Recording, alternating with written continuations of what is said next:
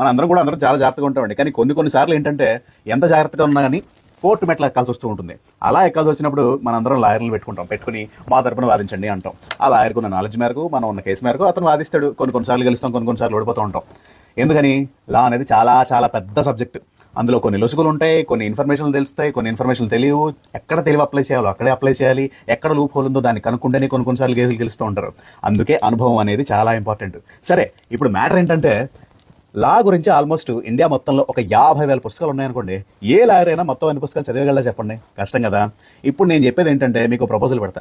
మీరు ఏ కేసు కన్నా వెళ్ళేటప్పుడు 50,000 పుస్తకాలు చదివేసి క్షుణ్ణమైన నాలెడ్జ్ కలిగిన ఒక లాయర్ని మీతో పంపిస్తా అంటే మీరు నమ్ముతారా? నమ్మరు కదా.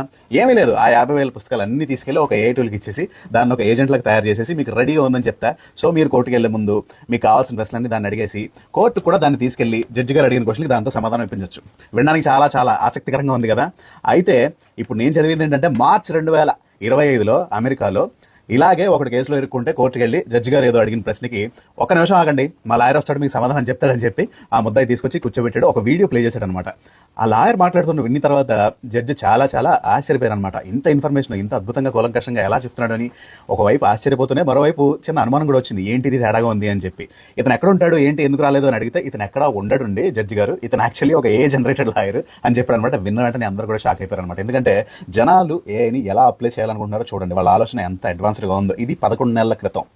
అంటే ఇప్పుడు ఎలా ఉంటుంది అనేది మీరు ఆలోచించుకోండి.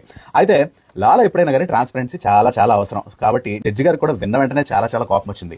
ఇది మీరు నాకు ముందే ఎందుకు చెప్పలేదు అని కోప్పడి, మీరు చెప్పిన ఎటువంటి దీన్ని కూడా ఏ వాదనని కూడా నేను అంగీకరించట్లేదు, కేసు డిస్మిస్డ్ అని చెప్పేసి అతన్ని తిట్టి మందలించి పంపించేశారు. మళ్ళీ ఇంకెప్పుడు ఇలా చేయొద్దు అని. ఎందుకంటే అక్కడ కావాల్సింది నాలెడ్జ్ మాత్రమే కాదు, న్యాయశాస్త్రంలో ఎప్పుడైనా గుర్తుపెట్టుకోవాల్సింది ఏంటంటేనండి, కరుణ, ఎంపతి అనేది ఉండాలి. అలాంటి సింపతిలో, ఎంపతిలో, జాలి అన్ని కలిగిన వ్యక్తి అనుభవంతో కూడిన అనాలిసిస్తో చేసిన వాదనని మాత్రమే వాళ్ళు యాక్సెప్ట్ చేస్తారు. అది లాయర్ అయినా జడ్జి అయినా ఆ ఎంపతి అనేది ఖచ్చితంగా అవసరం అవుతుంది. అందుచేత మాత్రమే ఎంత టెక్నాలజీ అడ్వాన్స్ అయిపోయినా, ఎంత ఏ ఏజెంట్లు వచ్చేసినా కానీ ఇవాటికి కూడా లాయర్ని పెట్టుకుంటాను నేను ఏ యూజ్ చేసి అంటే ఎవ్వరు కూడా ఒప్పుకోరు. అమెరికా లాంటి ప్లేస్లో కూడా ఒప్పుకోవట్లేదు, అడ్వాన్స్డ్ స్టేజ్లో ఉన్నారు వాళ్ళు, అయినా కానీ వాళ్ళు ఒప్పుకోవట్లేదు.